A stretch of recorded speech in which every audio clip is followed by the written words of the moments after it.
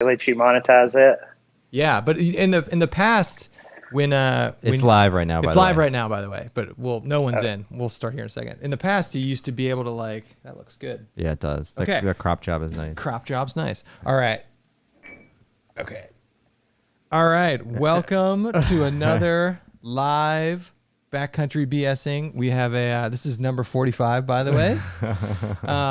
We're doing these live now. Yeah. F it. YOLO. Yeah. I don't have to edit them. And Jason agreed to do it live. And Jason agreed to do it live. So we were talking with. Do you give out your last name on the internet? Can I say your last name? Oh, sure, man. Okay. Yeah. So we're with Backpacking with Jason. Backpacking with Jason. Jason Waugh. Oh my goodness, you said it right. That's good. Yeah, we did that. Do people screw that up? No, you did good. It's dead on it. What do people normally say? Wow. Woo. Wag. Whoa. Oh god, the spider's moving. Dude, so you can't see it. There's a massive spider on the wall down here, and it's moving. Oh shit! It's going into your computer. Oh, God, it's going. All right. Before You sure you don't want to stop for a second? No, we're good. My wife, who's probably watching this, is probably flipping out right now. It is a big one, and it's moving down my wall. We need the cat. You know, it's usually pregnant when it's that big. It's usually a baby. Just to let you know. So before we get started, Andy and I are drinking the Maker's Mark Cask Strength. Yeah, And Mr. Waugh, what are you having tonight? I have 1800 tequila. nice. We like and tequila. a little Blue Moon. Okay. Ooh, nice. Yeah. All right, we're ready now. So thank you, first off, for doing this, man. I appreciate it. It's always fun to talk to you. Ooh. And is that good? Very good. Well, it's really alcoholic. Yeah. I had two woo. Yeah. Taste it. A lot of flavor. That is good.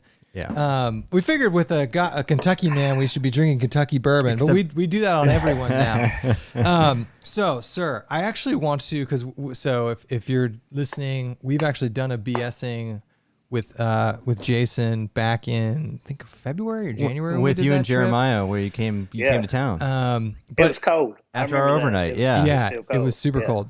But we didn't really get into getting to know you as a person during that live stream. No, we were just tell us about trips. I got to tell you one thing. When I came and did that, that was the day Kobe Bryant. Yeah, he died on the middle of the stream. Yes. Well, we was watching the stream. Because my wife texted. Andy. Yeah, my wife texted me and said Kobe had died in a helicopter accident, and I remember you were just like, your eyes. I forgot I'll about never forget that. that. Yeah, I'll never forget that. That's right. right. I wasn't a Kobe Bryant fan, but I respect. Yeah. Play basketball and everything, but my goodness, Kobe Bryant, and I was just like, holy cow, what a day! And then, I a couple forgot of weeks about after that. COVID happened. Yeah, we squeezed that in just in time. Yeah, it was like 2 weeks later, and everything. But happened after that. I want to know the story of, one, how did you get into backpacking, and then how did you get into YouTube? But I want to start with the backpacking. How did you get into this thing? Okay, so I was raised in eastern Kentucky. So if you go to the Red River Gorge, you go to about another hour east towards Virginia, and that's kind of where I grew up at. Definitely Appalachian Mountains. Okay. So as a kid, we would play in the mountains, play by the river, run around those areas. Back then, when it started getting dark, you just came home. My parents never worried about me. They never said anything. So us guys, girls, we'd all either go fishing, hit the river swimming. We'd just go, try to make a tree house, just goofing off, playing in the woods. So that's pretty much it. And then when I got into high school, I moved to Central Kentucky area, which was a big change. Cable TV. Oh, what was the first show that you watched on cable? Do you remember? WWF Wrestling. Nice. I had never seen it. The only thing I had down home was Hazard TV, which had Ric Flair, Jerry Lawler, nice. Stuff like that. So I was like, what is this WWF? Oh, King Kong Bundy. Who is this? That's pretty funny. That's pretty funny. So that was probably, And then there was an Arby's. I remember Arby's. Oh, that was holy cow. Yeah. I was like, oh my goodness. Arby's. Are you a beef and cheddar guy or just straight roast beef? Beef and cheddar. Yeah. Are you Jamocha Shake guy? Jamocha Shake, big time. Yeah, big time. Hell yeah. Love Jamocha Shake. Yes. And I love that coffee ice cream. Yeah, that is good. Jason, you're getting a lot of shout outs in the chat already. Hey, Thanks, guys. If people want to drop, so when we do these live, if you guys want to drop questions for Jason or anything like that, well, at some point, we'll hit the chat up. And so just real quick, Gone Feral with Squidly says, really like Jason's channel. This is hilarious. Brian Winburn said, finally some class on this channel. Yeah, that's fair. Appreciate that. As the crow flies hiking, awesome. Backpacking with Jason, great guest. Yep. All right, so you moved. I got to guest him in the Red River Gorge a couple weeks ago. Oh, nice. Show him around. Yeah. Nice. So he's a great guy. You're the Gorge man. Yeah, you're the official tour guide of the Gorge. I get asked, and I enjoy. I don't mind it. If I can get out just a day hike or spend the night or spend a couple of nights, it's fun. So I enjoy it. How far are you from the Gorge again? Like driving wise? An hour. Oh God, that's awesome. That is so nice. Yeah, awesome. It's so easy for like on a Tuesday for me to just drive down there, hike out a couple of miles, stay, see a big vista, then pack up in the morning and go on to work. That's pretty sweet. I'm very blessed. Yeah. We don't get that. I was just going to say back to when I started backpacking. It's like when I moved to Central Kentucky, the Red River Gorge. That's where I never went to the Red River Gorge, living in Eastern Kentucky. Didn't even know about it. And so when I moved here, the buddies in high school was like, hey, we got this place in the mountains. So I loved it. So from high school to my 20s, I'd go out, and literally how I'd go out was just take a sheet and put my stuff in a sheet, wrap it like around a stick, like hobo style. My God. Grab a cooler, put the stick right there with a cooler, and we carry coolers because it was places to go. When you're in high school, we go there and party and stuff like that, and hang out, and you're just goofing off as kids. Mm-hmm. And then in your 20s, you can just have a lot of fun. And the reason I still go to the woods is to make me feel like a teenager and just feel like a kid. But that was the way I did it. So then, of course, you get backpacks and yada, yada. I got into my 30s. I kind of got out of it. But later into my mid-30s, I started getting back into it. One of my buddies, Sean, had all kinds of great gear. And I was like, man, where do you get all this? And he's like, I shop on it. And I really never got online much. It was kind of new.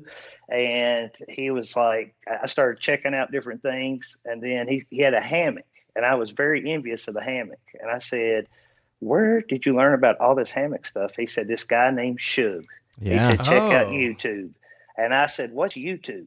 And he said, get on an app on your phone, and he was like, get on YouTube and download it. So I did. I started watching Shug, and that really got me into YouTube a lot. So then I started really watching videos, and then I started learning about gear is light. I said, man, there's a lot of light gear out there. And so I kind of learned a lot of the new gear because I was very, late 1980s, late 1990s style backpacking to what's in 2015 and on 2014, whatever. There's a lot of, Cuban fiber or Dyneema, a lot of stuff that's much lighter. So I started doing that, started section hiking the AT, and I got into YouTube and that. And then it just started evolving pretty much after that, started meeting people, and so kind of just how it happened. When you were watching Shug's video, did you get like a hammock based off of like stuff that he was talking about? Definitely. What'd you get? Yeah. A war bonnet. Yeah, I got a war bonnet. We started with war bonnet too. Yeah. And which I really liked the war bonnet, but when I got it, I got a little too short. I got 10 foot. I should have got 11. So I always had that calf ridge in there. Yeah. And I hated all the tie outs and everything. So there was a new company that kind of got started called Dream Hammock. And they talked to me personally on the telephone at that time. And I was like, hey, I think it's Randy. Yeah. I think his name was Randy. Yeah, Randy. And I was like, hey, can you give me this and this on the hammock? And I've had it ever since. Freaking love Dream Hammock, man. That's a good hammock. My buddies all have Dream Hammocks. So, yeah, good company in Ohio, I think, right? Yeah, they are. Yeah, they're a fantastic company. So what made you pull the trigger on creating videos? I was going to section hike the AT. So me and a couple of buddies started doing it, which I'm at mile marker 500. This year got kind of knocked out on me because of COVID. But you had some epic trips, which we'll talk about later. We'll get to those. The AT I'm right in Virginia. It's pretty much where I'm at. So I've got through the Georgia, North Carolina, Tennessee. Man, those areas are incredible. Yeah. I mean, absolutely incredible. The views, the scenery. I could see why so many people want to do that trail. And water is like, I mean, you would go probably over 8 miles before you come to a water source. Yeah. Usually it's even shorter than that. So there's plenty of water, great camping. When you go through the Smokies, you go through, see the little ponies. The little ponies I haven't got to yet. I'm really looking forward to that. Oh, yeah. Yeah, but that's in the Virginia. It's in Virginia, but yeah. Wait, yeah. I thought that was like mile marker. I don't know. Maybe I'm at 400 and something. Yeah. Okay. It's around there. Yeah. You're getting close. That area is sweet. Oh, it's like like I'm in Damascus area. So yeah. So have you been over Roan Highlands yet? No. Okay, so you're almost there. Yeah. Yes. That's Like sweet. maybe 30 trail miles, something like that. Somebody can put it in the chat, like what mile marker is Damascus at on the AT? You got to be getting Or Damascus close. to the ponies. Damascus to the ponies is like 30 miles. 20 or 30 miles. Yeah. So yeah, I'm right around that. Yeah. Okay. That's pretty sweet. I forgot. But that's what I wanted to document my journeys on the AT, so I started doing that and YouTubing it. And, at the time I didn't have no subs or anything. So it wasn't, and you start talking to people, and I enjoy that. I enjoy the comments. I enjoy the talk back, and you learn a lot of things too from people. And so that was pretty much why I wanted to YouTube, but it really evolved into more than I ever imagined, to be honest with you. I just wanted to show people a lot of the Red River Gorge and the Appalachian Trail and show them some of the stuff that, I kayak and some other crazy things I like getting into. And sometimes my Kentucky buddies, they're a little shy to be on TV. But they say some stuff every now and then. They got a running joke with me. I'll go ahead and say it. So anytime I try to camera, most of the time they're just like, "These nuts." They just keep saying, "These nuts," or give me the bird, give me middle fingers. You gotta so I don't ever put them in. I'm like, do. I got you. That's guys. pretty I will put funny. you in the video. You got to do a lot of editing. Yeah, that's pretty funny. Y'all got Sam. Sam does a great job. Yeah. We've had to in our previous pre-YouTube trips, you might not have been able to be PC enough to make the final cut. But Sam now knows when the camera's on. Sam flips into like educational mode. He flips into like being appropriate when the camera goes on. So That's awesome. we've trained him over the years. That's pretty funny. Sam's a great dude, man. He was a fun time out there. Yeah, he had the war-bottom hammock too. We've been backpacking with him for like 10 years now. So he's slowly over like 10 years we've like bitched enough to him that he's got like legit gear now. We tell this funny story about Sam. Sam's girlfriend came to us before Christmas, asking what to get him backpacking related. And Kevin and I have always given Sam crap because he's got this stainless steel mug he's had for years. He's had for 10 plus years. And so we like picked out like a Toaks titanium, a nice 500 titanium milliliter light mug. And so we're like, this will be great because Sam can finally get rid of this stainless steel big ass mug that he has, save some weight. And so she gives it to him. He just brings 2 mugs now. He just brings both of them. No way. It's in the middle to So we're adding weight to his setup. Yeah, so we actually added like 4 or 5 ounces, something like that. I remember that. We're like, why did you bring both? You know what though? But he had a valid point, and I do we this do it, too, and I do it sometimes. too, and I do it too, and he's absolutely right. He wants a mug for his coffee, and he wants a mug just drinking, and he wants a mug to make his food in. So fair. I can see that. And we do that too. We do that too. So this brings up something I also wanted to touch base on with you. You are known for bringing good food. Yes. Oh man. You're known as the guy that brings bear. Yeah. And we appreciate that. Nobody died. Yeah, we so on when we went. We didn't get trichinosis. We did we went on an overnight with him and Jeremiah Stringer, and he brought some bear sausage, and we were paranoid we were going to get trichinosis the whole time. But you did cook that well. You cooked that crispy, and I was not eating it though. Like seeing it cooked, I was like, we're good. I mean, you cooked it like you do a sausage where it was like fried, and that sausage, it was very spicy, which I liked. That sausage was really good. It was not gamey at all. Yes, whoever put that together definitely put some spices in it. And like 2 weeks before that, I shared some with Tim Watson and Karate Josh and Jeremiah and Lance and a bunch of them, Josh Eversole. at oil creeks. Mm-hmm. And right. I don't think I didn't cook it as long as we did ours. Like I just made it like nice. sausage. They all got So I was trichinosis. like, I told my buddies, I was like, Andy's told me that there's a thing called trichinosis or something like that. And they was like, yeah, man. He's like, you have to be careful for that bear meat. Like, you got to really cook it. So then I was like, oh, God. So, Oh, shit. I gave Tim Watson trichinosis. So if they're listening, sorry, guys. No, he got through it by now. No, they would know by now if they got it. Yeah. So all's well. No, that was first time I'd ever had bear. It was funny though. After we got back from that trip, I was like, shit. So I actually did some research on actually like how many bears have trichinosis, and it's not like I mean it's high, but it's not like I think it was 35% in the one study I read. So didn't we learn that it was a myth that it was like more prevalent in bears than it is other like types of animals? I believe that is a myth. Yeah, I think it's equally as prevalent in other.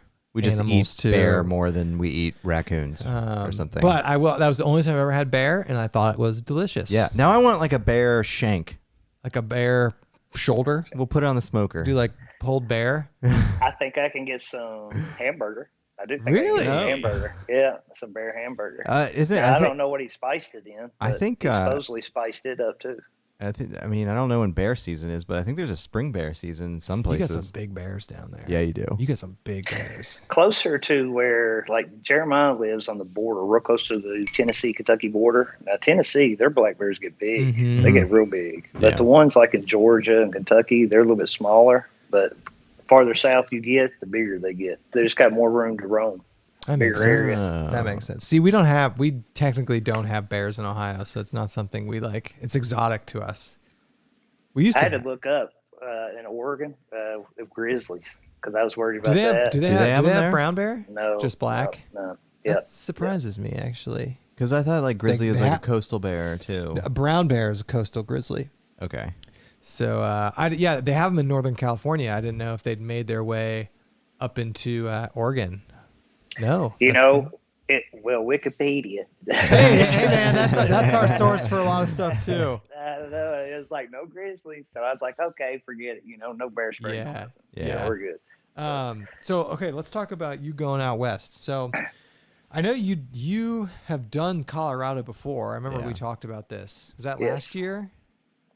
I've done some of the Pikes Peak area, and then I've done Lost Creek Wilderness. Yeah. Because you did that's part of the CT. I remember we talked about that. And then Holy Cross Wilderness. Yeah. So out of those three areas, like we've only been to Lost Creek, which was amazing. But out of those three, what did you like the best?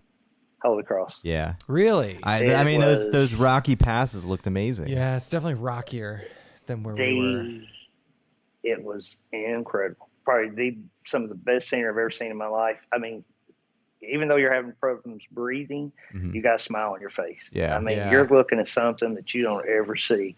It's so big. It's just so massive. You are looking to the right of you of a fast running creek. You look up here, there's a waterfall.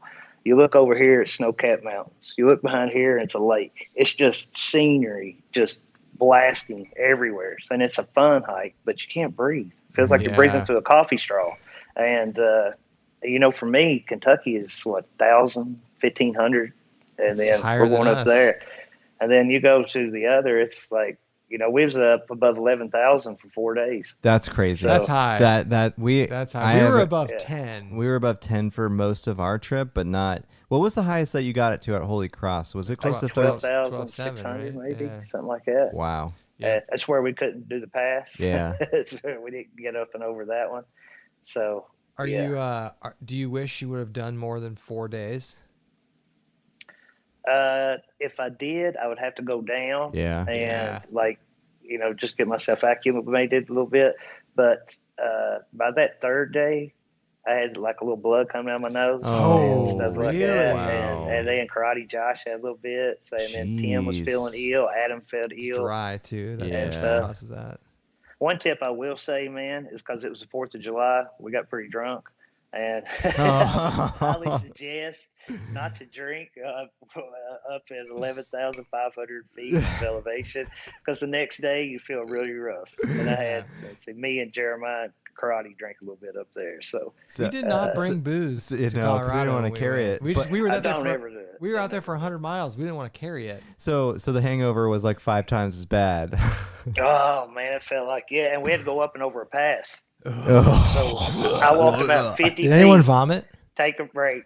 50 feet, take a break. 50 feet, take a break. That sounds awful. That sounds terrible. Yeah. Wow. And Karate Josh, man, he is just no hike and pose. He just walk up there.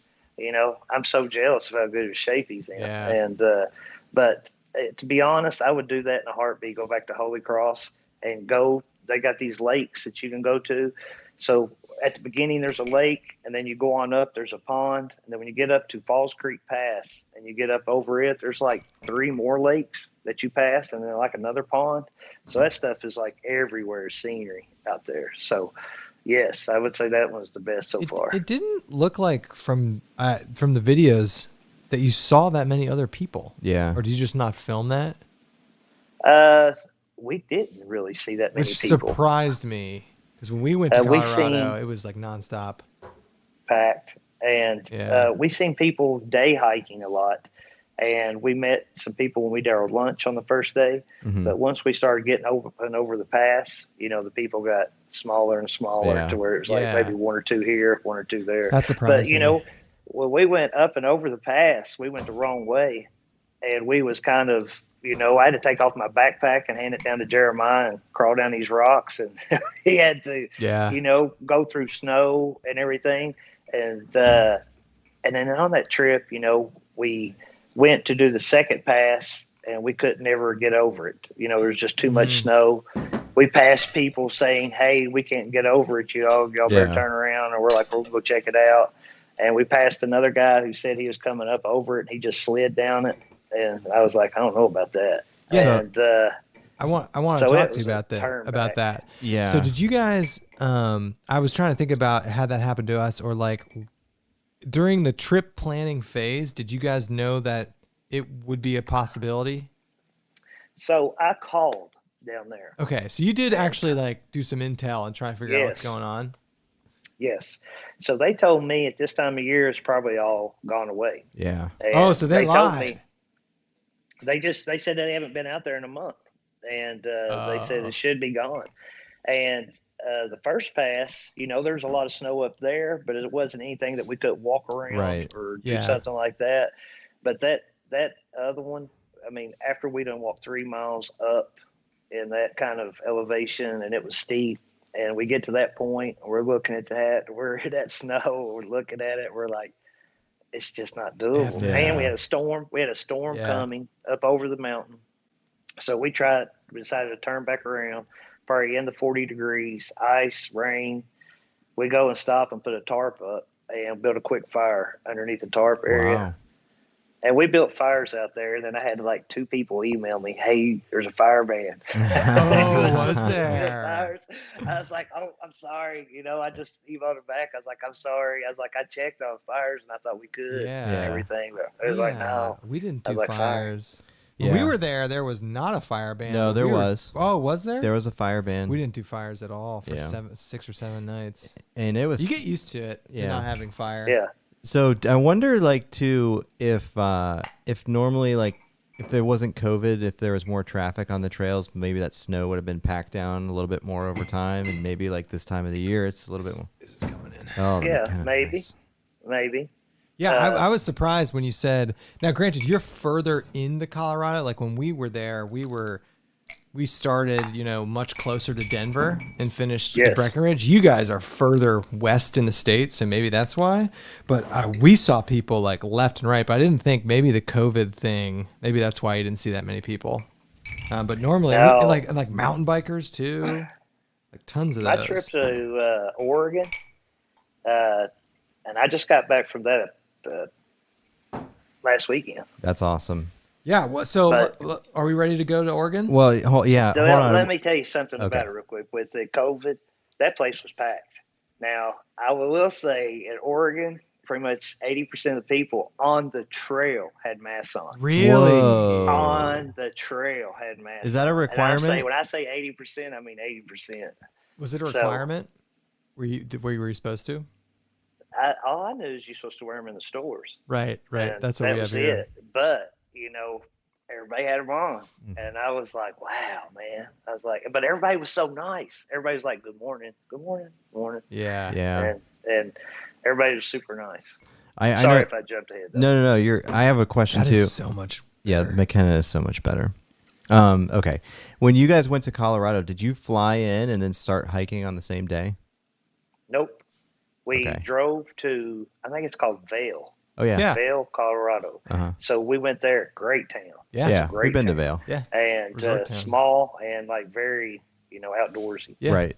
So we stayed there for the night, and then we met Adam up at the trailhead. We had 2 cars. Okay. Adam was on a different flight, and so he got a rental car. So that way we didn't have to do that 7-mile hike uphill like David Gray. And David Gray, holy smokes, he was such a help. He did this trail. Yeah. I asked him for some advice, and he sent me like a 4-page email. Oh, he's the best. Information. The best. Yeah. The best. And David, if you're watching, thank you so much. I've thanked him 100 times. Yeah. His information he had was so vital. So vital. Yeah. That's funny. Because, out there, out west, those trails go everywhere. Yeah. And before you know it, you're like, man, where am I at? Yeah. Yeah, for sure. So you, when was the Oregon trip planned in relation to this? Or did you just know you're going to go back to back? Because you couldn't have been home for that long. Me and Tim and Karate and Jeremiah and Adam, well, not Adam yet, it was just us, planned this like in February. Wait. Like before COVID or anything. Wait, who did? Planned to Colorado. Oh, okay. Who did you go to Oregon with? Kentucky buddies. Okay, cool. 4 more of them. There's 5 of us that went. Nice. With that. Those guys I do the AT with, and I've known them all for over 20 years. Okay. So we do lots of trips together. Lots. Okay. Many stupid things with those guys. So where did you go in Oregon? We went to Bend. We flew into Portland. Bless their heart. Bless Everybody needs to stop. This is not an opportune time to be going to Portland, man. We need to have a drink right here for Portland. We just need to raise it up for Portland. When you get there, drive to Oregon really fast. Get out. Portland is on fire right now. Holy moly, man. I had 2 of my buddies went downtown to check it out. So you tell me that. Oh, my goodness, man. It is just, everywhere you go is destroyed. I mean. Really? Yeah. Yes, it is homeless everywhere, destroyed. It's windows busted out, spray paint everywhere.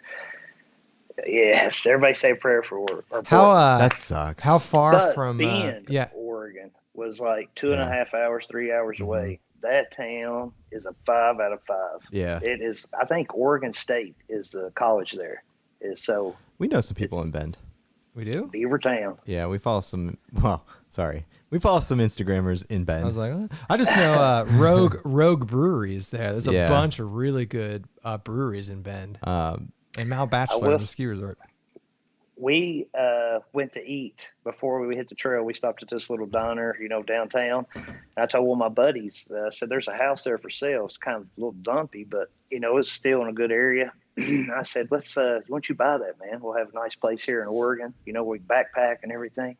I looked it up on Zillow, $740,000. In Bend? 1,700 square feet. I didn't realize Bend was that expensive. And it's not even like brick or anything. It's got like hardy board. Like, it's not even hardy. It's some kind of stuff they used back in the 60s. Hey, I don't even know what you call it. Hey, Dick, my house is hardy board. I like hardy board. You build houses for a living. Yeah, I was like, it's not. That's what I'm saying. Hardy board now is like concrete. Yeah. That stuff is like some kind of wood, maybe. I don't know what, but I was shocked to say $740,000. Man, that is insane. But that town is so nice. Everybody was super nice. Everybody on the trails was nice. I mean. So did you go to the Three Sisters? Did you go to, where did you go? Yes. Yeah. So, So in Bend, there's many places to go in Bend. And so what we did, we went to the Green Lakes. And if you go to the parking lot, it's only like 5-6 miles to the Green Lakes area. And there's 2 lakes and a pond right there.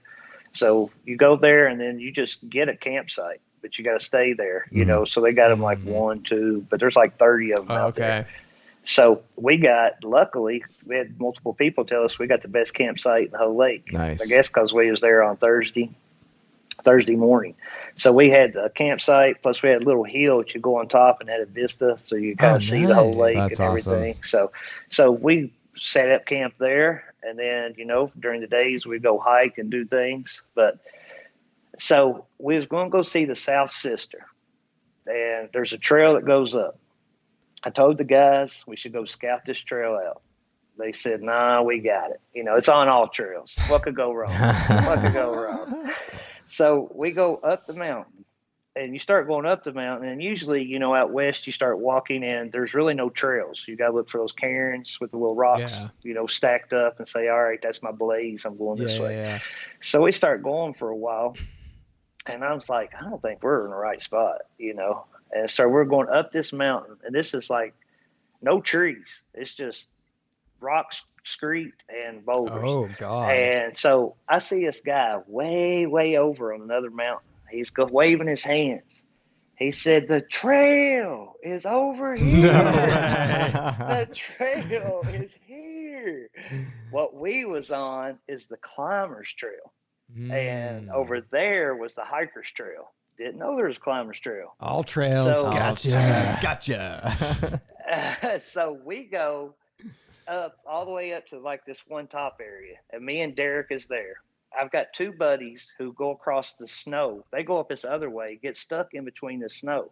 They either have to go up and around or go across the snow. They go across this snow. This is just like this, about 200 feet down.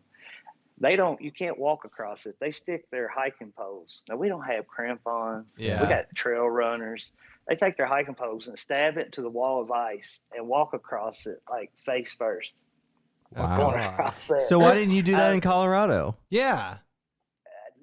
It's straight up. I'm not doing that. I didn't do it there. I didn't do it there in Oregon. So me and Derek are up there on top of this mountain on a 45 degree, and my other three buddies are there. My other three are like, I said, we're way off the trail. The trail's way, way, way over there. We are here. And they're like, we're going to keep going. Me and Derek are like, we're going to go down and try to go up and around. Me and Derek go up and around, go all the way back down, meet other people, tell them, no, the trail's over there. And so we get back on the trail. We go all the way up to the top of the mountain, and I see a guy going down the snow, sliding. Oh. He has an ice axe. Is he trying to self-arrest? He's going down just for fun. He met my other buddies. My other buddies passed him up there, and they said, "No, we seen him." He said he's going to slide down the mountain. The glissading? No, it's self-arrest. Glissading is where you slide down, but if he's got his ice axe in there, okay. I don't know. He turns it this way. He was turning it this way. I got a little video of it. He's got his feet like going out with the crampons, slowing himself down. Did you film that trip? Yes. It's not out yet, though. No. Okay. No, it's not out yet. Okay. And he, man, I have to admit, that's one of the most badass things I've ever seen in my life. I mean, him sliding down that snow mountain, and I know how icy it is, and him just using his feet and using an ice axe, I was like, that's a man. That's a man. That's awesome. That's pretty funny. That's a man. Yeah. That's pretty funny. So my buddies end up, I don't know where they're at. I don't know if they're alive or dead at that moment. They stayed on the climbers trail where with no crampons, no ice axe, no nothing. And me and Derek slid down the mountain, went back up, and came back up the mountain. So I'm about 2 miles to the top of South Sister, and I'm like, and it's packed. There's about 100, 200 people up there. And if you want to know 6 feet apart in COVID, that wasn't happening there. So I was like, I ain't walking all the way there. I'm not doing a 4-mile trip. I was like, this is it for me. After I walked up, came back down. And my other 3 buddies got up there, though. But they was like, man, it's elbow to elbow, which surprises me on that one. Yeah. And there was a lot of people out of Oregon, not like the Colorado. Yeah. There's a lot of people. But, yeah, man, those views, my goodness. Like, it's only like 9,000, maybe 10,000 something to the South Sister. But, man, you're just so wide open. Yeah. like at the gorge when I go off trail, I got a tree or a rhododendron or something I can grab hold of. There's nothing to grab hold of there. It's all volcanic rock. Yeah. Yeah, lava rocks everywhere. You pick up a rock, it don't weigh 2 ounces. Yeah. It weighs nothing. But yeah, I like tossing, there is rocks out there. And I take those rocks and throw it on the snow and see if I could, just see if it'd roll all the way down and stuff. Yeah, just act like a kid.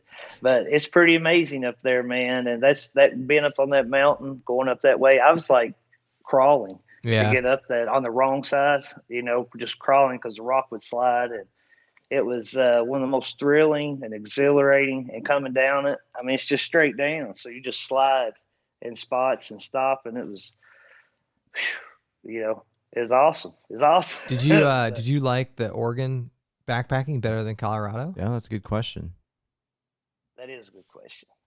That's why I asked. And you know what? The elevation's got to play into this, making it easier to hike. But maybe the views aren't quite as good as Holy Cross. I don't know. I've never been to Oregon. I've never been to either of those places. Yeah. I mean, Oregon is magical. Yeah. And then Colorado was just like, wow. It's like, boom, just boom. Yeah. I would probably say you don't Colorado. have to pick. Yeah, Colorado. I'd probably say Colorado. He's got to pick. Yeah. Yeah, it's going to probably be Colorado. Man, that's just, the elevation gets you, but I mean, just how many times are you going to be at a place like that? I mean, it's just insane. And I highly suggest you two to make to do a trip there.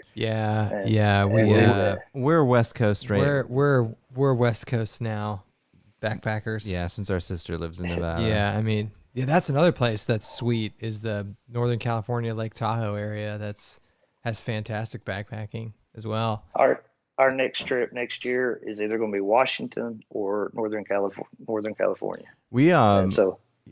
There's some awesome stuff in Washington, in the Cascades, on the PCT, the Mount Hood loop that everybody does. That looks pretty awesome. Bryce did that too. The Wonderland Trail area. The Wonderland Trail. Yeah, you should do the Wonderland Trail. Humboldt County. Yeah. Around that northern California. The Green Triangle. That's not That's Humboldt County. But not in Washington, isn't that California? No, Humboldt County is Northern California. Yeah, Northern California, not Washington. Yeah. But isn't Humboldt County California? Yeah, Northern California. Yeah. That's why I thought you were saying it was Washington. No, the Green Triangle. Murder Mountain. Murder Mountain. Have you seen that? Have you seen Murder Mountain? Have you seen Murder Mountain on Netflix? My buddy used to live there. Oh, nice. Not the top of the Murder Mountain area, but he lived in Humboldt County. Nice. That's a cool area. Nice. I called him and I said, "Hey man, your town's on Netflix." He's like, "Yeah, you might want to check that out." Yeah. Do you have, what do you got on the docket? I mean, you just did 2 pretty epic trips. What do you got planned for the rest of the year? I have got in September. There is a great guy that I've talked to for a long time, and Wish and All Things Outdoors and Goat and David Gray just got to do a backpacking trip with him before me. It's Justin. Oh, Justin. All Good in the Woods. All Good in the Woods. I am going to the Presidential Range with him in about a month. Oh, wow. Nice. God, I'm praying for your knees. Don't blow out your knee like David did. Oh, man, did he? Yeah. I didn't know that. Oh, maybe we weren't supposed to. I don't know if that's public knowledge. He blew out his knee. Yeah. Don't blow out your knee. It's not good. Jeremy's going to be devastated.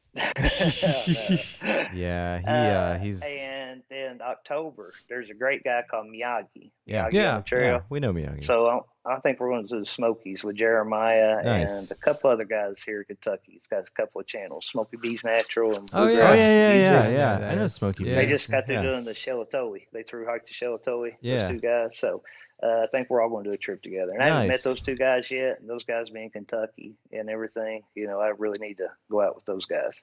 So in October, we're going to do something in the Smokies. And then I think in December, I'm going to try to do some Simpsey Wilderness in Alabama with Crow. As Crow flies hiking. I'm going to go meet him. Alabama. And do a little bit with him. You got a solid docket. Aggressive backpacking schedule. Good for you. COVID's not stopping you. Yeah.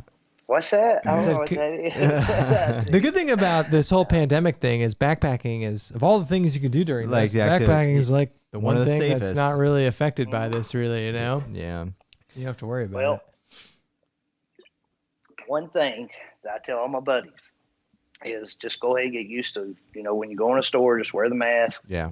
Just do what you got to, because in the 80s, I don't know how old you guys are, but I was around as a kid in the 80s.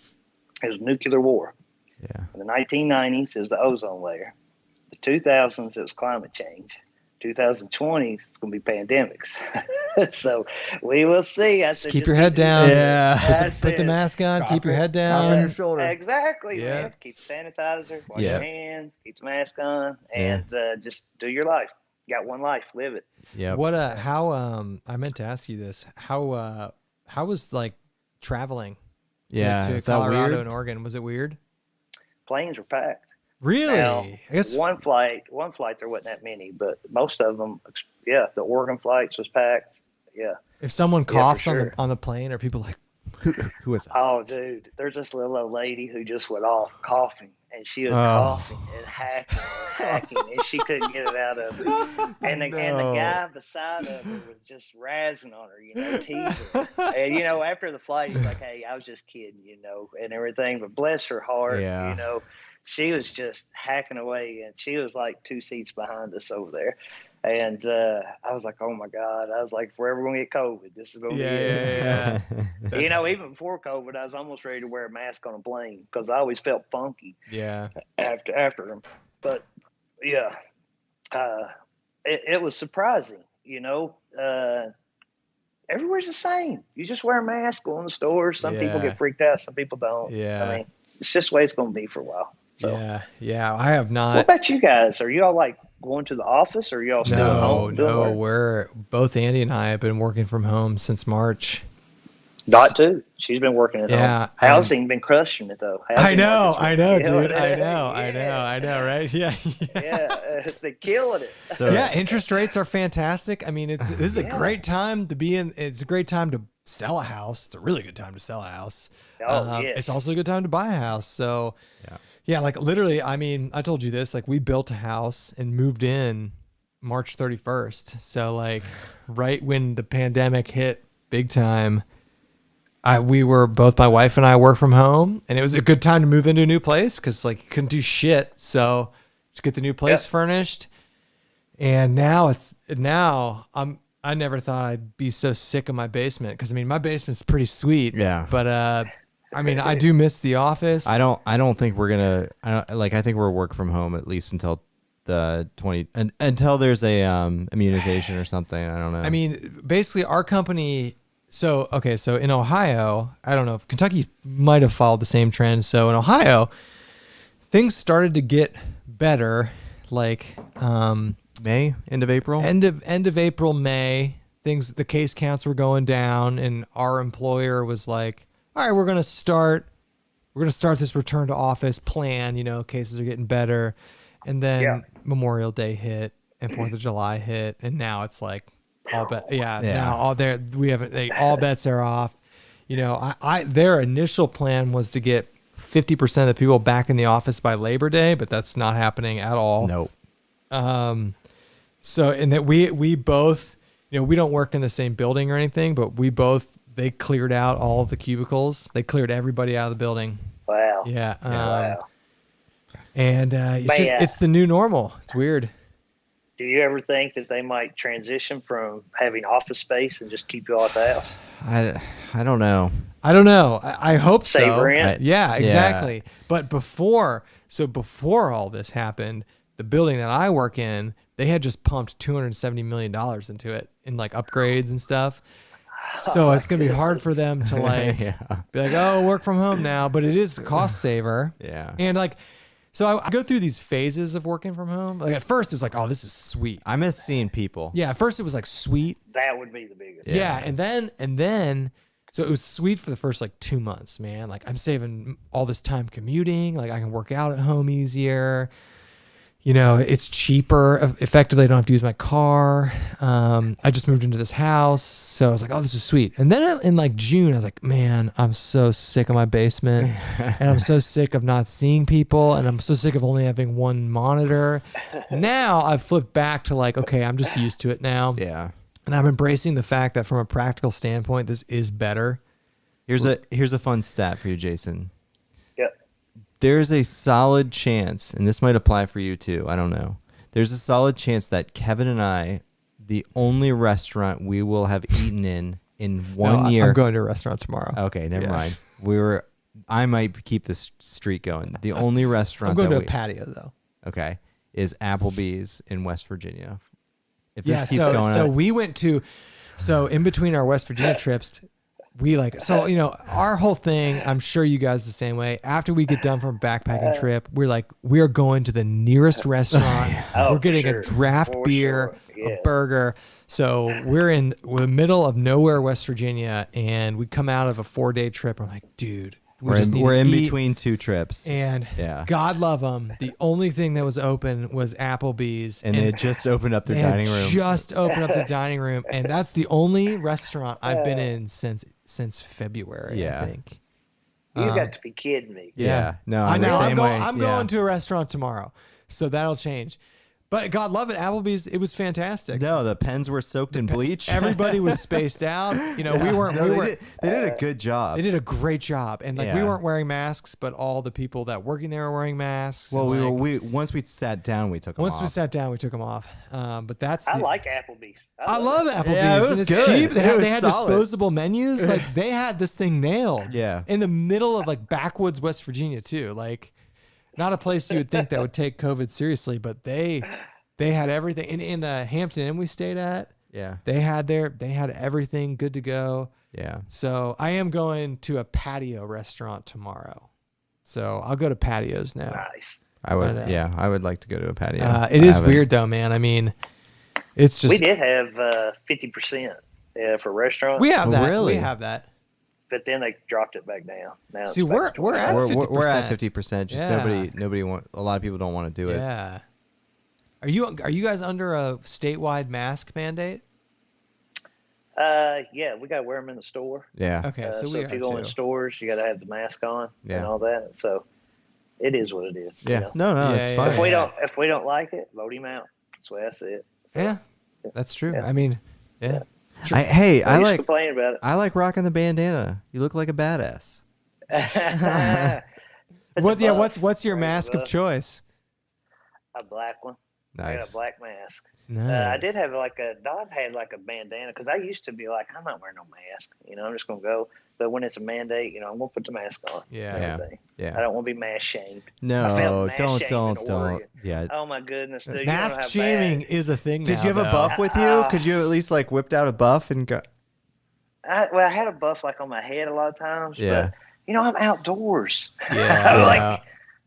I'm outdoors. Yeah. I'm not, I'm 6 feet away from you. Like when I'm walking by you, I'll go way far away. Yeah. So I'm not close to them or anything. But I felt the mask shame. Do you know anyone that's gotten it? No. Really? We know a lot. We know a lot of people that have gotten it. Really? Yeah. That's surprising. We know a bunch of people that have gotten it. Nobody that's gotten it serious. No, I know people that have lost family members. Yeah. Well, that's sad. Yeah. I'm sorry to hear that. Yeah. I've seen a lot of people get tested, but it's all negatives, That's good. Yeah. My wife got tested, but she was negative. So I probably know 5 people that have gotten it. Yeah, I know about 5 or 6, and then actually I know 3 people that have gotten it their family member have gotten it and passed away. They were in the ultra high risk category. Yeah. Definitely some really serious pre-existing conditions, but they lost. How thankful, and Andy and I are thankful too. How thankful are you that you're in a line of work that wasn't majorly affected by this? Very, very thankful. In 2007 to 2009. So I went through the housing. That was crash. not a good time to be in housing. Man, that was a hit. That was a hit. So, things are great now. But do you think business is better now? Banks are smarter. That's the biggest thing. Yeah, for sure. The banks not are giving way smarter. not giving mortgages. They're not giving junk mortgages anymore. People come in there and just say, I need $250,000. They just, back in the old days. But now they're like checking things, and they want you to put a skin in the game. Yep. So they want you to put some money in there too. So banks are much smarter. That's why I don't feel like there'll be a crash again. Yeah. I think, it might be slow times, but I don't think it'll ever do what it did during that, because you live and learn. No, I agree with you. Yeah. But I mean, like, are you seeing an uptick in business because of COVID? I don't think so. But it's not down. It's been growing. But it's definitely flat. not down. Okay. Yeah. But it's a good time. It's a good time right now. Like, if you can buy a house, it's a good time. If you can sell a house, go into a nicer house. Yeah, it's a good time. That's what I did, and it ended up being a good financial decision to do both of those things, to both sell my old house and buy it and build a new house. But I will say, Dot, she bought a house like 2 years ago, and right now it's worth probably $35,000 more. Wow! Than it was when she bought it. So I was like, that's free money. It's like equity. Yeah, it is equity. Sell it. So I was like, good for you. And I was like, it's a good deal. It's a good money maker on that. Do you know a lot? Do you know anyone that's like lost their job because of this? We don't really. No. Other than Devin over at Backcountry Exposure, but I think he's back. Yeah, Devin had it rough. So he's a school teacher, though, isn't he? No. He's a manager of a climbing gym. He teaches a college course, and he manages a climbing gym. And they got shut down. They got shut down initially, but I think they're back. But we don't know. I mean, and I bought a food bag from him. He's got an Etsy shop now. He does have an Etsy shop. He brought his bags back.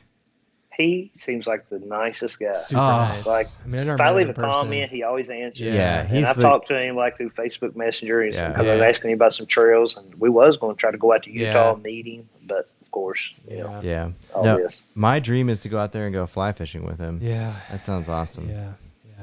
A lot of dreams have been on hold. Yeah, we were supposed to go to Arizona in May. COVID took that away. Went to at least we got West Virginia. At least we were able to still go backpacking.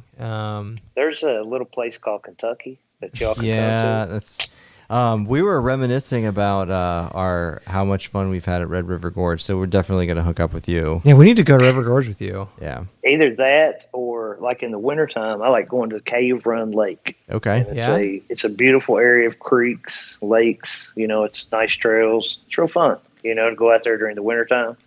It's pretty nice.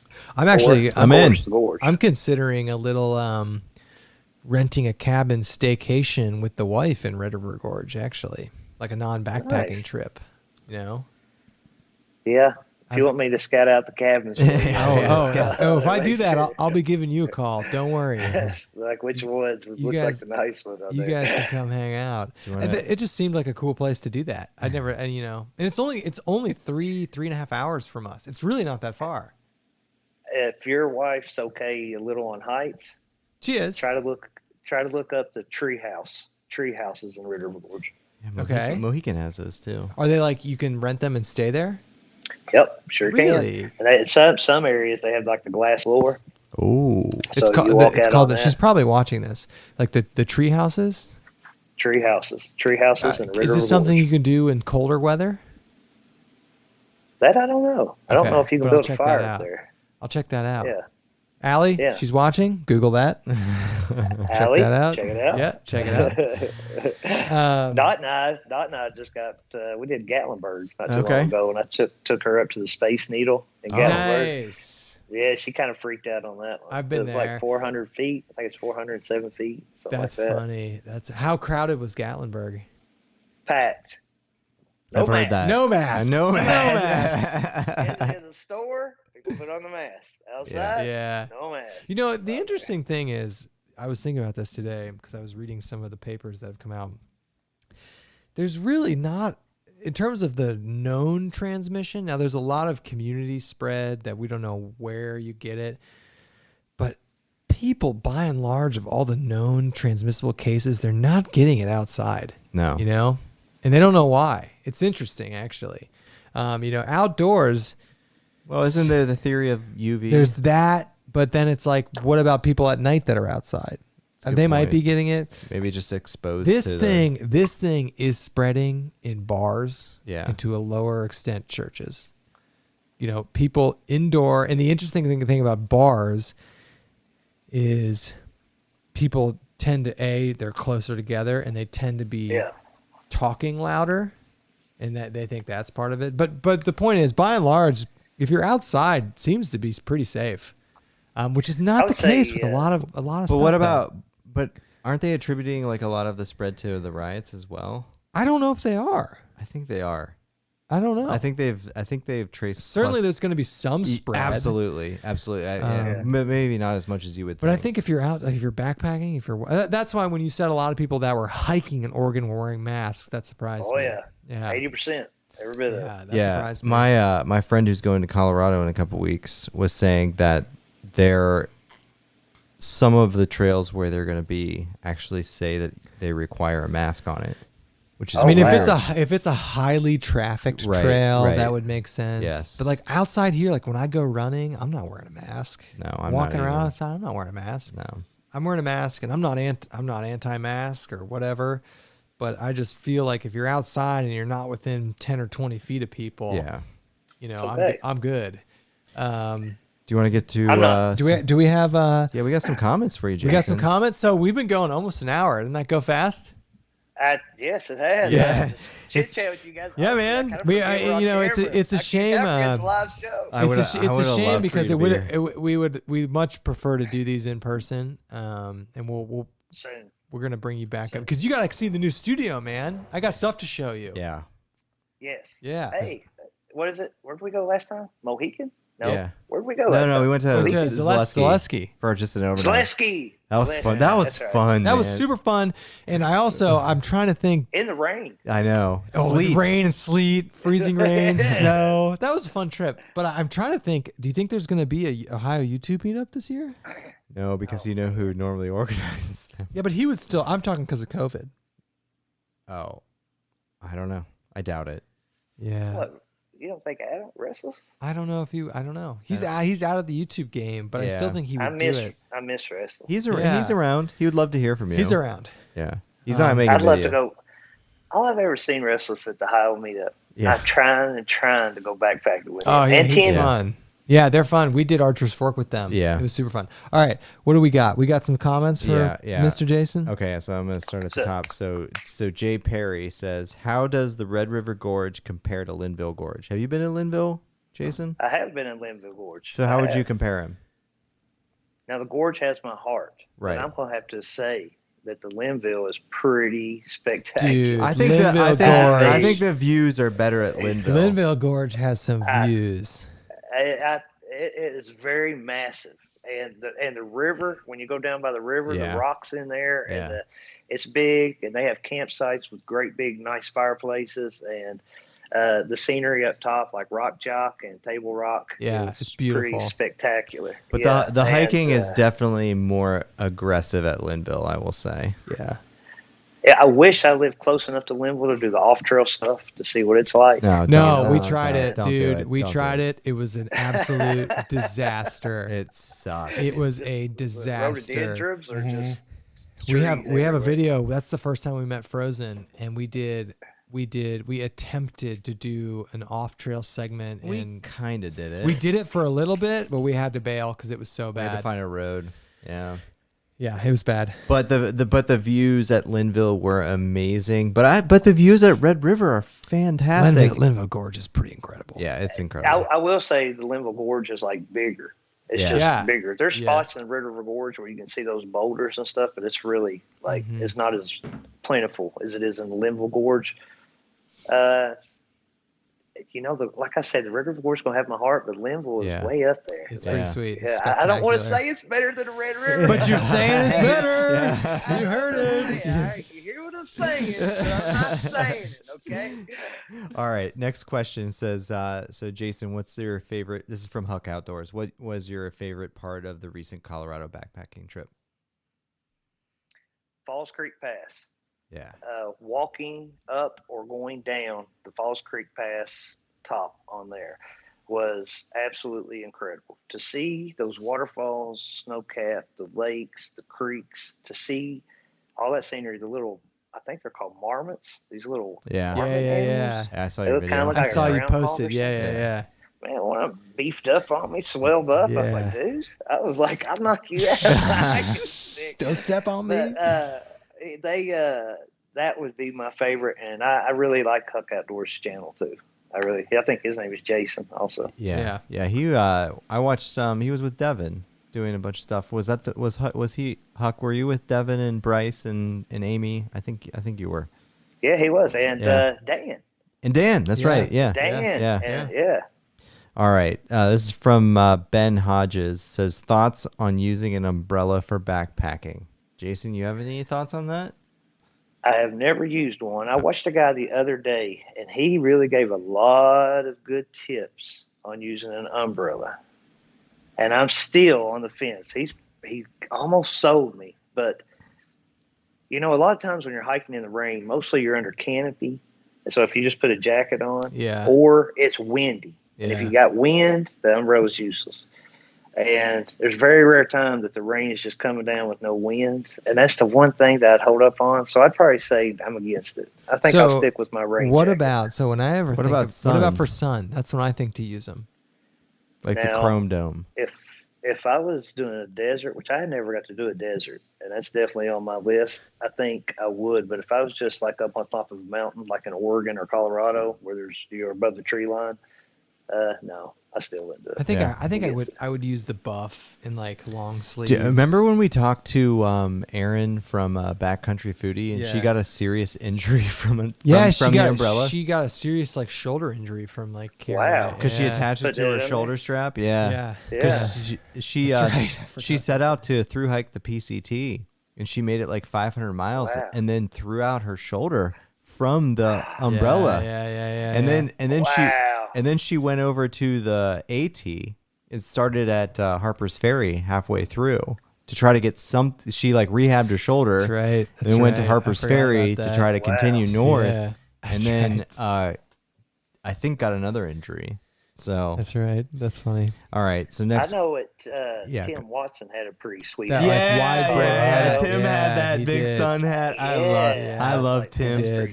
He's got the tucked in Columbia shirt with the big hat, with the sunglasses. Yeah, classic Tim. I was out there really, I think for 6 days, but 4 days on the trail. Yeah. Not once did he get dirty. Well, it is video, very clean. In his video, he's showing cleaning his underwear. I was like, "Who does that?" I did see that on the stream. I think he went. I think he went bathe and took a swim out there, but it's too cold for me. Yeah. But Tim is one of the best guys in the world to go backpacking. I've got to go with him on a lot of trips here lately and stuff, to the Gorge, to Dolly Sides, Colorado, and I enjoy it every time. Tim is a funny guy. Yeah, he is. Yeah, we've never backpacked with him. Sadly. Okay, this is from, I'm going to pronounce this wrong. Sukaful. I heard Jason's heading to the White Mountains in September.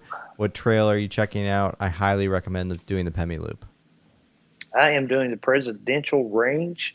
I think that is what Justin told me. And if you could, check out It's Good in the Woods. His channel is really blowing up. I think he did 10,000 subscribers in a year. Those hot tent videos, man. Man, he is like born and raised in the woods. He is all about outdoors. If it's kayaking, canoeing, farming, growing, I mean, everything, hiking, backpacking, he's all into it. So I'm really, really excited to go out there. Nice. Super, super excited. Nice. Michael Cahill, he's your buddy, right? Michael King. Oh, never mind. I'm sorry. Michael K. Michael Cahill said, this is just good to know. Nobo to Damascus is at mile 470. Oh, so you're close. Okay. You're close. So, yeah, I'm close there. You're real close. I guess you might say 450 then. Yeah. Around there. You're close. Yeah, you're getting there. There is some awesome waterfalls on mile marker 420. Yeah. And, I mean, the views. I think it's called Laurel Fall. Good views at 420. Yeah, mile marker 420. There's waterfalls. I know it's just what it says. 420. 420. It's a great campsite. It's just a field. It's a field of weed. All right. All right. Huck Outdoors said we did some glissading on Ray Lakes, but only 30 feet. Okay, let's hi, first time caller, long time listener, Scott Foster. I'll call you out, Scott. Booyah. Okay, here we go. Scott Foster says, does anyone know if you can stay in shelters along the AT or in Great Smoky Mountain National Park? Also, how do you practice social distancing in a shelter? That's a great question. I think prior to COVID, the shelters, except for the Smoky Mountain National Park, shelters are first come, first serve. Are they? Do you book them in the Smokies? Yeah, you have to get a permit. You've been through the Smokies. How does it work? If you don't have an AT permit, I think you got to book them, right? Did you stay in the shelters? I did the Smokies from end to end on the AT. It's like 70 some miles, and no.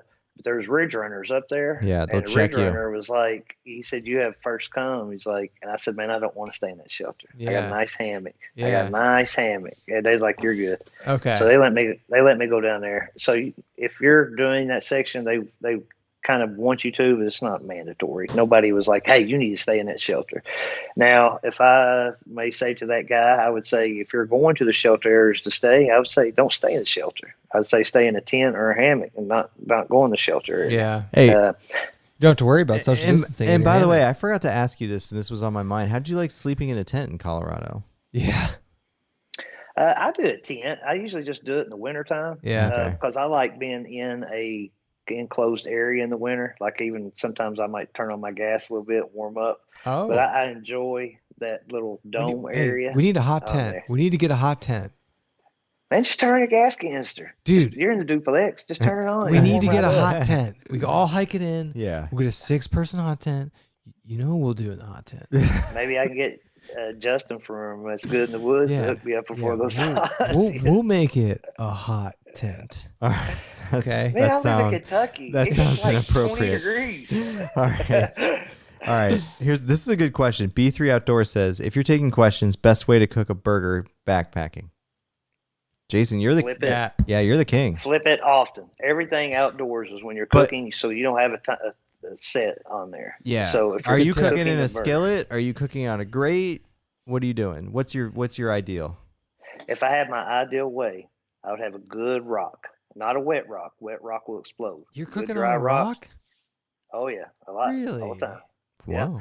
So you take that rock and try to have it thin, but if you just set it in the fire, you can feel when it's hot. If you put your hand like a couple inches from it, you feel it's hot.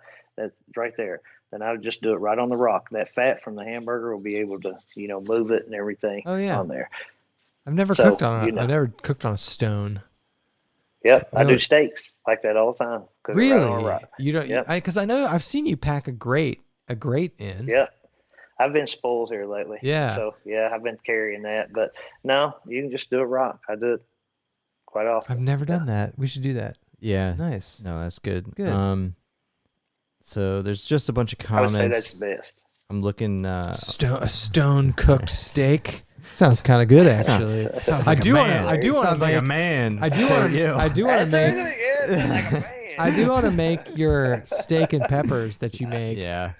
And you got me spoil us. You got me turned on to. You even made a full breakfast with biscuits. You turned me on to the idea, and I never considered doing this, of pre-cooking some things and just heating them up out there. I don't do that enough. Like with meat and like with like ornate dishes, like pre-cooking it and just heating it up. We would always try and cook it out there, but some things it's like so much easier to just cook it at home, like fresh, and bring it and then just heat it up when you're out there. Like things like meat-based dishes. I need to do that. You turned me on to that. That first night, why not? I mean, it's your first night right, in the woods. Exactly. Why not make something pretty tasty? No, you're actually honestly, you're the only other backpacker we've gone with that is into like cooking food out there. Because Andy and I do that a lot.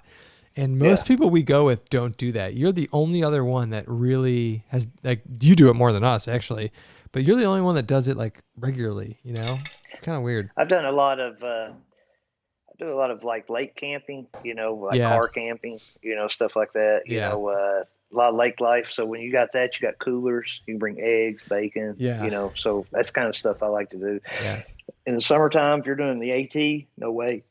I just have to have, oatmeal. Yeah. and stuff like that. I do like the Nor sides. I'm not a fan too much of dehydrated food. Maybe some backpackers, not backpackers, I know Packet Gourmet. Packet Gourmet. Yeah, their stuff's so It's good. good. It's really good. Yeah. Nice. All right, let's keep going here. We need Sam here minding the comments. I know. There's good comments in here, Jason. After this goes live, or after this gets, make sure you go and look at the comments. There's a lot of love for you in here. Oh, thanks, guys. Thanks, everybody. I appreciate that. Scott, Backpacking community, man. It's been awesome. It's a good the last community. couple of years. Yeah. It's a good community. And you know, when I start investigating some videos for out west, and there's a whole another level of people out there. Yeah. People that you see at big channels, you're like, who are you? You know, but yeah, like a couple it's 100,000. Yeah, like. Or just like 10,000, 15,000, 5,000. You're like, wow, man, you got a good channel. And it's just stuff, though, it's out west that they're doing. Yeah. So. Scott Valor says, try the Makers without ice. It has nice sweet flavor, then tends to fade when it gets cold. So I just poured some without ice. And what do you think? The Makers was pretty good. Ooh. What's your favorite bourbon? You're from Kentucky. I don't ever see you drinking bourbon. Whoa. So from my childhood to the 20s, I know. I cannot drink bourbon no more. Really? My belly, I never throw up. I never gives throw you some up. wicked heartburn. But the bourbon, what was your bourbon of choice? I liked Old Granddad. Yeah. And I liked, to be honest, so I was young. I like Wild Turkey. Oh, we Wild love Turkey's Wild good. Turkey. Gobble, gobble. Gobble, gobble. Yeah. Gobble, gobble. I like Wild Turkey. I really like Wild Turkey on ice. Yes. Yeah. We were drinking that a lot. Let's see. A lot of course, Jim Beam, something like that, you know. Yeah. You're young. Maker's Mark, Crown Royal, stuff like that. Yeah. Which Crown Royals, but yeah, Maker's is huge in Kentucky. Yeah, I like Makers. Everybody gets the special bottles and all that. Yeah. But now I'm more of just, maybe some beer and tequila. Tequila, and Tequila's good. I really like tequila, and you reignited my passion for tequila after we went backpacking. No, the best is that when we went back, when we were with you at Mohican, you were just like pushing the bottle in your face. I like drink tequila. This. The Ohio meetup. Yeah. The Ohio effing meetup is where. I hope we do it. I hope we do it. I want this a bottle year. of tequila. Yeah.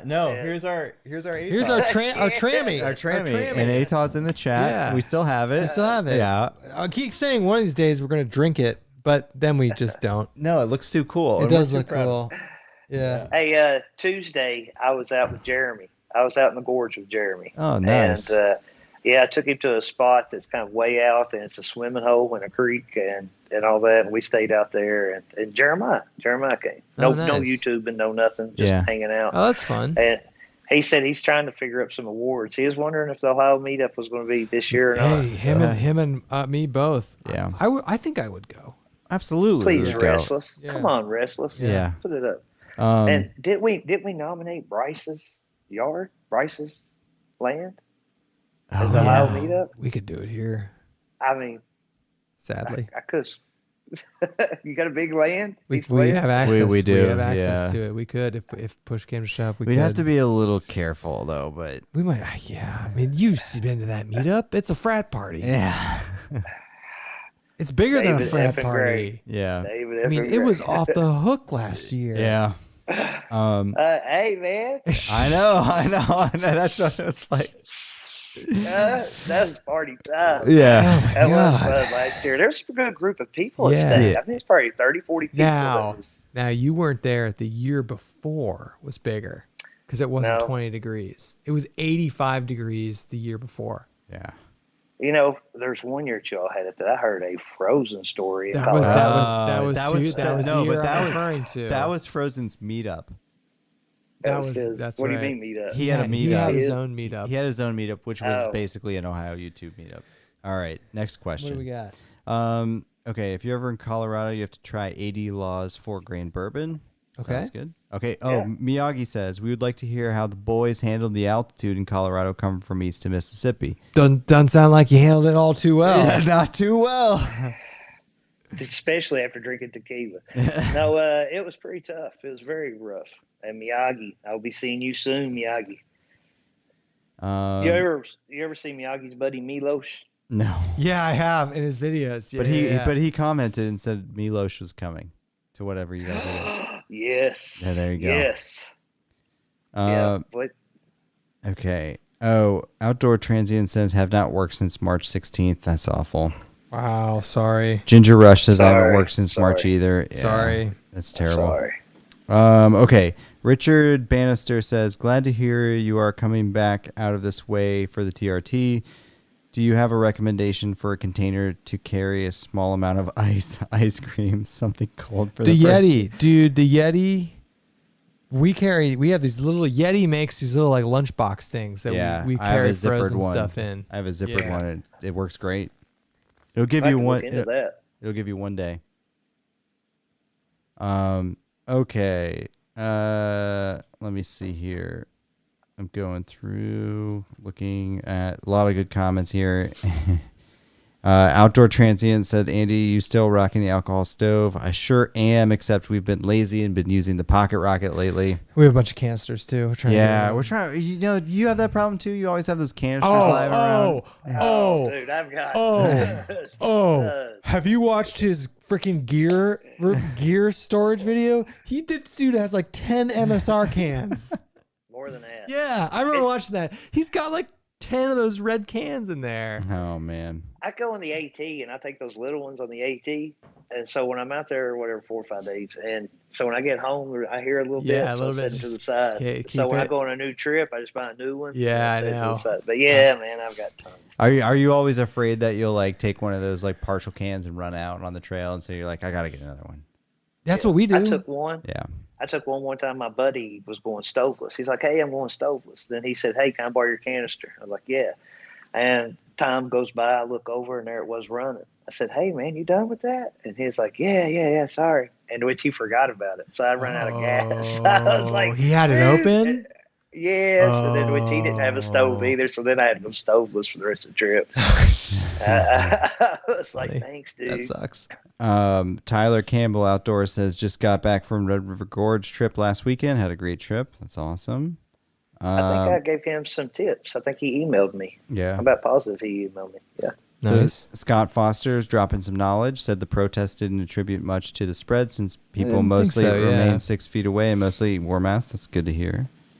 Greg Morton, I see some people in Colorado wear masks on the trail. They pull them up when they get close to people. Was like Oregon? Did they have them down and then when they get close to you, they pull them up? Is that what you saw? Colorado, not so much. No, where I was at. Not but so what much. about Oregon? Everywhere, man. Yeah. When I say 80%, I literally mean 80% of the people had masks on. Yeah. It was amazing, and I cannot say how nice everybody was. Yeah. Everybody was just so nice. And they're nice to you, the jackass there that doesn't have the mask. Who's got the little accent? They're okay, that's fair. Southern boys here. Yeah, all right, he gets a pass. That's welcome funny. to Oregon. That's pretty funny. Yeah. Okay, let's see here. Linville kicked me last summer. River crossings were pretty sketchy. Yeah. That's from Patrick Harris. I fell in the Linville River. I think the bridge washed out a few years ago at Linville. Really? Yeah, it did. So, it did. Oh yeah, because we crossed it. Yeah, we had to cross it. We had to cross the Linville River on foot, and that's when I fell in. Yeah. Tyler Campbell Outdoors said, my son described Linville as Red River Gorge on steroids. That's fair. That's fair. Yeah, that breaks my heart, but yeah. Greg Morton said those were yellow-bellied marmots that you saw. Yellow-bellied marmot. Thank you. Scott Valor said, how hard was it because of the thin air up in Colorado? Extremely hard. Like 1 mile would take like an hour.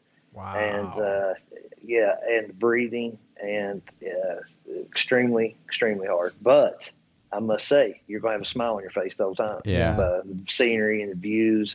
And then, once you get up to a point where you take a break, you're all right. It's like, just tough breathing. Arcana's in the chat. Nice. Thanks for joining, Arcana. He says, greetings. I'm chilling in the Dax. I don't know what the Dax is. I imagine that's probably a lake system because you're probably kayaking right now. Y'all should come sometime. Bring David. Nice. Chilling in the Dax sounds nice. Yeah. Ginger Rush says, I got a book on not tying. It's part of Team Andy's stay staying at home for months program. Yes, Ginger. Yes, Ginger. Practice those knots. That's funny. Don't be like Kevin and be like, "Oh, what do I do? Overhand knot." Just tie like you're tying your shoelaces. You'll be fine. Tyler Campbell says Pemi Loop was awesome. Did that a couple years ago. Hiking in the Whites is challenging. Yeah, I watched all those videos of hiking in the Whites and it looks rough, Jason. So good luck to you. That's pretty funny. I'm taking one of my Kentucky buddies up there too. So. Yeah. Nice.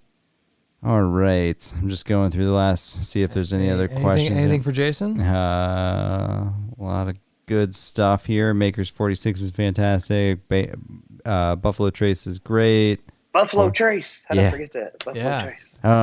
Scott Foster says, how much does Jason charge? Oh, okay. How much does Jason charge to show up at our campsite and make gourmet meals in the woods? What's your going rate these days? Well, as long as you're pretty fun. To be honest with you. Jason just wants to party. Cook it up. Yeah. Greg's. If you're ready to act like a teenager, I'm all good. Be there and be stuffy. Nice. It's going to cost you a lot. Nice. Okay. Greg Morton says, are you guys coming back to Colorado for another hike? If so, when? You guys or me? You answer first, and then we'll answer. I'll always be in Colorado. Yeah. I'll probably do a Colorado sweet. trip almost every year. We're itching to go back there. I don't know when we'll be back, but at some point we will. We grew up going to Colorado in the winter, so it's like it's very personal to us. We love it. I think it is one of the most incredible states in the United States. Yeah. I think it's insane out there. Here's a hilarious question from B3 Outdoors. Is Jeremiah really late to rise in the morning? Dude, yes. when you brought that up in your video, I laughed so hard. I know. Because the answer to that question Tim is Watson yes. was like, and as usual, Jeremiah's up at 10. Yes. Well, I have camped with Jeremiah more than you all have ever seen. Jeremiah's just an hour from me, so we go quite a bit, especially where he's not teaching a lot right now and everything. And yes, I call it waiting on a stringer. And we just leave people like that. Yeah. So, it was Tuesday. Me, Jeremy, and Jeremiah was at the gorge. And that morning, Wednesday morning with Jeremiah, I'm over there shaking his hand like, hey, Daddy, I got to have him some hot water for coffee. I was like, hey, dude, here's some extra hot water. You make some coffee. But yes, Jeremiah's a late sleeper. He sleeps till 10 if you let him. Yes, he is. All right. We'll do a couple more questions. Unpaved Explorer, who I recognize from the meetup. Jason, did you eat all coffee? Yeah. Did you eat all your bear sausage? Yes. It's all done. All right. Didn't kill any of the Ohio guys. Yeah. Tanya Browning says, going to Backpack Pictured Rocks end of September. Bucket list trip. Shill's got any tips or tricks for the trip? Has Jason done this? Have you done Pictured Rocks? Me and Miyagi was going to do it this year, and then they closed it because of COVID. Yeah. So I guess I'm going to reschedule it next year. So our tips for doing it. Here's a couple tips. In September, you'll be good from a bugs perspective, which will be awesome. The trail is so flat. It's very easy. It's so easy. Awesome. My biggest complaint about Pictured Rocks is that the campsites are very closed. There's a lot of people. But you can always go down to the beach and have dinner at the beach, and it's a lot of fun down there. But the campsites Can you camp at the beach? No. Okay. Not on any of the campsites we stayed at. You're not allowed. But Pictured Rocks is absolutely incredible. Yeah, it's view after view after view after view after view. Better than Linville Gorge. Hiking. Better than Linville Gorge. Hiking. It is absolutely breathtakingly incredible. You just got to miss bug season. I was so pumped to go this year, and then they closed it. I mean there's a group of us. There's 10 of us going to be there. Yeah, it is incredible. Okay, one last question here from B3 Outdoors. What's something strange Jason has experienced backpacking? I was going to ask you that. Yeah. So what's a weird thing that's happened to you on the trail? Man, I'm trying to think of something that Sasquatch? Any Sasquatches? No Sasquatches. Any random people that have done some sketchy stuff? Weird animal encounters? Emergencies? Well, real quick. There's an emergency situation to where I was doing a kayaking trip. Okay. And it happened where I was going out on a kayak and I pulled over because so much water, the water levels was insane. I mean, I was where I shouldn't have been. I was just getting slammed. So I had to pull over and dump my water. So when I was getting back in it, a big rush of water took my kayak and took it off. Whoa, and I lost my kayak. So my kayak took off and I had a buddy way, way up in front of me. Lost my kayak. All I know is I was in the water, hill this way, raging river this way. So I keep on walking. And I walked for maybe an hour knowing that I had no signal. You know, I'm just going to have to walk till I find people somewhere. I had no shoes, no nothing like that. Seen turtles, seen snakes and everything. And I found my kayak. Somebody put it up on the side on there. So I was like, all right, I got my kayak. I hop in the kayak and there was like a island, this great big island. There was a left and a right. And I was like, man, I don't know which way to go. Of course, I'm still getting hammered by the white water, the rapids and everything. I got lots of water. So I go to the island. I hop out of my kayak and the water takes my paddle, which is tethered to the boat, snaps it. So I'm there with a kayak, no paddle. And to which we had to hit the 911. We had to hit the rescue out there. So some people had to go help and all that. My buddy thought I died. You know, he seen my kayak flipped over. And wow. And so he That's thought I was serious. like gone. That is pretty serious. So one of the wildest trips, you know, and you know, I love whitewater rafting, but that was the time when I was like getting used to it, and this was like way, way out of my league at the time. Yeah. And but you know, I got out of it, but when the water took my paddle, took it out of there, I'd say that was a good one. And then I'd say the other wildest time is at Oregon when I seen that guy. There was a guy sliding down that snow. Was absolutely insane. There's a guy sliding down this snow. It's like straight up and down. He had an ice axe and he had crampons, and he was taking his foot and just sliding down the mountain and using his ice axe. And I thought that was like just insane. That's pretty cool. Yeah, that's cool. Wild. Yeah. All right. Well, sir. Yeah, this Jason. Was fun, man. Hey, that was almost an hour and a half. That was just about an hour and a half. Good times, man. Yeah. Oh man, yes, and hopefully we all can. I know. I know. So. We need to get on. We need to do something. We will. We'll do something. Yeah. Now I've brought up to you Ben McMillan, Hilltop Pack. Yeah. Jeremiah. Us. Maybe go Let's to do Ohio. something. Do a little something up there. Let's do something. Your house. Yes. Do a little. Let's do it. Out. Yeah. All right, dude. Hey, thank you so much for BSing. This was really fun. Yeah, it was. Next fun time we BSing talk. with you guys, next time we talk, it'll be in person. You got it, brother. All right, dude. All right. See you, man. See ya. See you, man. Peace out. Hey, got one life. Live it. Yes.